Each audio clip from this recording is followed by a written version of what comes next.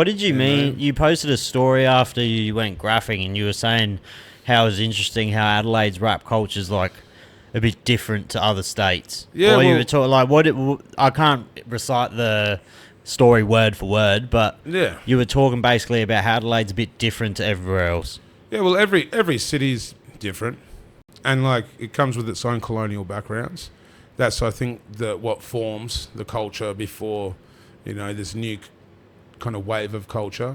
And if you look at like Adelaide's culture and how it was founded, it was founded very well to do. Like Tassie and Sydney, they sent all the convicts to. So when they founded Adelaide, a lot of the wealthy people that didn't want to live near the crims kind of helped build the city in Adelaide, and hence the wineries and just that kind of shtick of Adelaide.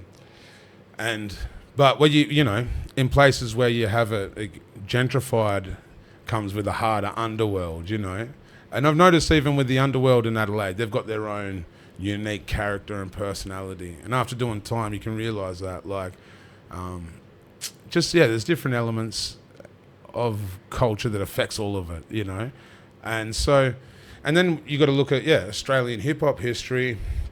Obviously.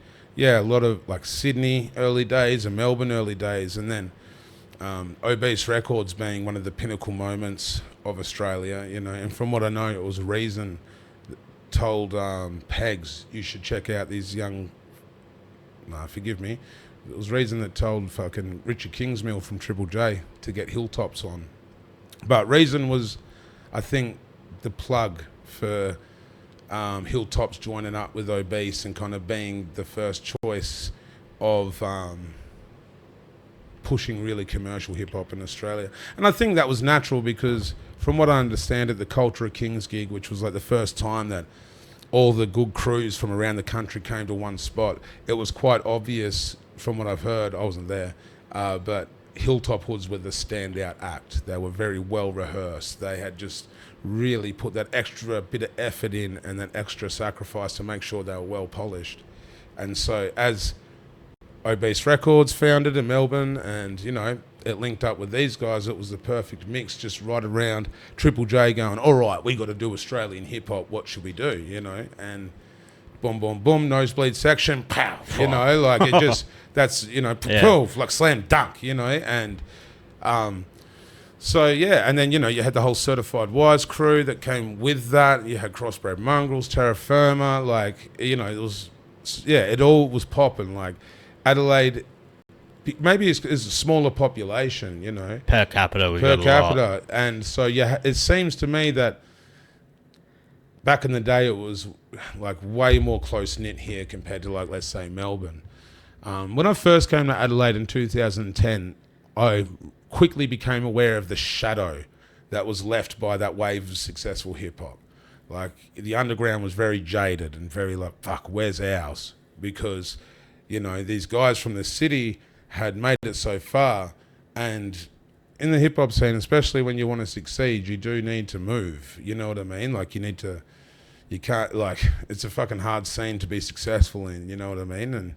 And so there was definitely a big gap between the underground scene and what was seen as the commercial side of hip hop. There wasn't a middle class. Not so much, not really. And I'm lucky enough to kind of know both sides of it, because coming up in Tassie, I'd support the Funkors when they came down to Tassie, and kind of knew a lot of those guys, and it's all mutual friends and small. But as one side of Adelaide hip-hop got very successful and business smart and figured out how to turn it into a commercial product and a success and all that, the other side kind of, had a big chip on its shoulder, and that created a lot of infighting in the scene and just that sort of culture and attitude, and like it's chopped and changed over the years, and in the last few years, like, for example, when DJ Sanchez was putting up statuses saying Adelaide hip-hop is dead, and that was a very interesting moment because he was kind of seen as the key figure in the scene over here.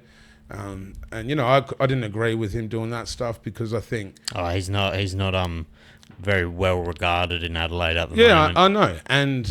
and you know, I've got no issue with Sanchez personally, and this is where you have to be careful in the culture, bro. You know, and I've copped the same shit. Well, he also picked sides, Yeah. and you can't do that when you run a platform. No. When you run a platform, you really have to fucking Be open. Yeah, you have to be open, and you got to put everyone on. Like, you can't fucking try and manipulate the market just to suit your fucking best interests. 100%. You're fucking gatekeeping the culture that is based on not doing that. Yeah, exactly. You know? Yeah, no, I It's understand. so fucking hypocritical. Yeah, yeah. And unfortunately, that's where I feel that that platform made a mistake, and, you know, you can kind of see it in the outcome, you know what I mean?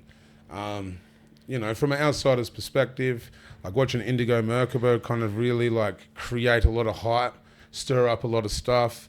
And then, yeah, he was putting out good shit, but then, you know, he carried on quite a lot. And then I saw he was going in on Adelaide too, and it's fucking hard, man. Like, Australia's just got a lot of tall poppy syndrome, crab bucket mentality. It's also just don't forget where you fucking come from. Yeah, 100%. Just like, you can constructively criticize and give ideas, but I would never fucking badmouth Adelaide to anyone. Yeah, well, like, Australia's biggest problem is bad mouthing itself. Yeah, I'd fucking love living in Australia. And I'm fucking guilty for it as well, you know what I mean? Like, and that's, I think, leads back to a lot of convict mentality of just, oh, it's a fucking shithole, you know, but... We just love to be... We love... Australia's a very satirical, negative 100%, place. a lot of put-down culture. Yeah, we are. We're very satirical about everything, and we love giving shit to everything. Like, me and my mates, if an American sat next to us and listened to us talk to each other, they'd be like, what the fuck is wrong with you? Yeah, man. And I think that has a deeper effect than we realise. Yeah. Do you know what I mean? Yeah. Like, it's... You're trauma bonding. Yeah. Yeah. And, like... Yeah, it's bad in Tassie, man. It's real bad in Tassie. Like, you know, your mate loves you when he calls you a fucking prick. Like, Yeah. But, yeah, it definitely has a deeper effect than we realise. And sometimes we're so normalised to it that, I feel sometimes that certain elements of manifestation don't work out because of that, you know? Yeah, you need a real fucking soul. I'm very lucky. I've got a group of mates where we can give each other shit, but if it really like boils down to it, we can like talk to each other or pull each other's heads in on certain things. Yeah. Like if one of my mates is being a dickhead, you can say, well, you're being a fucking idiot right now. You're pissing everyone off. Yeah, for sure. And they'll just take it in straight away. Yeah. Like we don't let shit linger. Yeah. There's no real bitching in our friend group. That's good to hear. Like we're all very similar people. Yeah. And like genuinely happy to see another one do well. Yeah, fuck which yeah. is so rare for some reason. Like is, a lot of people unfortunately. just don't want other cunts to do well at anything. Yeah. Ever. Yeah, it's an interesting one, man. Especially if the bonds lie in the basis of ego, you know, that's where the rules of power, that whole like, you know, yeah, it's easier to be in second place, you know what I mean? Like somebody might, you know, support you so long as you're there, and then you do better than them. You know, it's a hard one. It's a very hard one in the way that, yeah, that's like I was very blessed to have a lot of perspective from American culture because they definitely, that's my buddy and he's killing it. Yeah, you know. Whereas Australia, and I've been guilty of it, is like Fuck that cunt. Fuck that cunt. I didn't hear from him in a while. I still You know, find like, I it's still just- find myself doing like I'm still fucking learning, but I still Yeah, bro. will find myself like just hating on something I see on Instagram because they're doing heaps better than me. Yeah. Like, but I'll do it subconsciously. Yeah. And I won't like I'm not the type to ever fucking comment on anything or fucking Yeah. put anything negative out there. But in my head I'm like, he does not deserve these fucking views. Or Yeah, like, yeah, I like, why understand. is this Gronk getting this attention? But it's just you can't. A lot of the thing about the internet is a lot of people are famous that really shouldn't be, but you can't hate them for being famous. Yeah. It just is what it is. It just is what it Everyone's is. got a market, and what I like, the next person might not like at all. Yeah. You know, so you can't expect everyone to have your taste in everything. 100%. And the concept of fame is so interesting. Like, you know, where I grew up, like, if you wanted to be famous, you just had to fucking punch on with everyone. You know what I mean? Like, the most person that got talked about was the person that fought the most. Chopper Reid. You know? Yeah, Chopper yeah. Reid, Well, maybe he talked the most. You know what I mean? The Like, most famous person from Tasmania, probably. yeah. Oh, he definitely Apparently, had to crack. his son, when Dundee was on the podcast, he was telling me that his son's fucking really gunning for his trying to walk in his footsteps. Yeah, bless Charlie. Charlie, is it? Yeah, Charlie yeah. Reid? Yeah, I've known Charlie since he was a kid, man.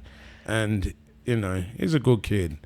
And I remember, like, I met him when he was a young lad hanging out in the street, and he'd cop a lot of shit for his dad being Chopper, and people, and his dad was passed, like, when I met him, he passed away maybe 4 or 5 years before.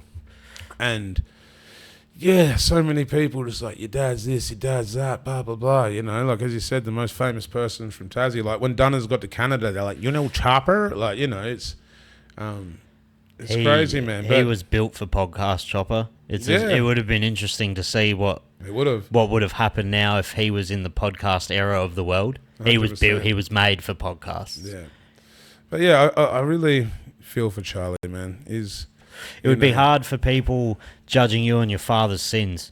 Oh, 100%. But you're not saying that, like, I don't know if that can be interpreted in a bad way, but fucking... Just the shit he had to go through, bro. Yeah. Like, even, like, when they fucking made that Underbelly Chopper series, and they're, like, recreating sex scenes with Chopper and Charlie's mum, and it's on TV. And he's got to fucking hear about it, or get his mates probably sending it to him. You know what I mean? Like, yeah, and it's shit like that you don't really think about.